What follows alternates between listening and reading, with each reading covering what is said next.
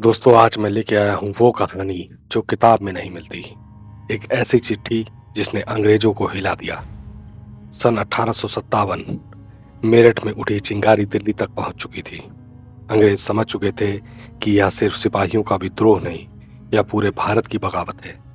लेकिन अंग्रेजों के लिए सबसे खतरनाक चीज थी सूचना, यानी इंफॉर्मेशन। कानपुर के पास एक गांव में एक बुजुर्ग डाकिया रहता था। नाम इतिहास में दर्ज नहीं है। उसका काम था अंग्रेज अफसरों को चिट्ठियां पहुंचाना। लेकिन 1857 में उसने एक चिट्ठी पढ़ ली। उस चिट्ठी में लिखा था, कल सुबह विद्रोही गांव को जला दिया जाए और कोई भी जिंदा ना बच सके।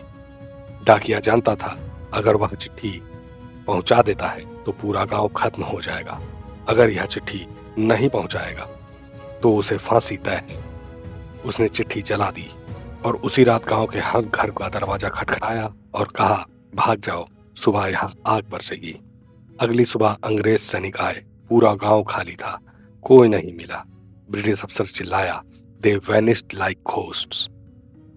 अंग्रेजों को लगा उन्होंने एक गांव को डरा दिया, लेकिन सच्चाई यह थी कि उस गांव के सभी लोग नाना साहेब की सेना में शामिल हो गए और वही लोग कुछ हफ्तों बाद कानपुर में अंग्रेजों पर टूट पड़े। इतिहास लिखता है, कानपुर में अंग्रेजों को भारी नुकसान हुआ, लेकिन इतिहास यह नहीं लिखता कि उस नुकसान की शुरुआत एक डाकिये के प्रयास से हुई, जिसने एक चिट्ठी जला दी थी। कुछ महीने बाद अंग्रेजों को शक हुआ, डाकिया पकड़ लिया गया। उससे पूछा गया, तूने चिट्ठी क्यों नहीं पहुंचाई? उसने सिर्फ इतना कहा, वो चिट्ठी नहीं थी साहब, वो मौत थी। उसे फांसी दे दी गई। उसका नाम आज तक नहीं पता लगा। 1857 की क्रांति सिर्फ तलवारों से नहीं लड़ी गई, कुछ जंग चुपचाप जलाई गई सूचनाओं से भी जीती गई।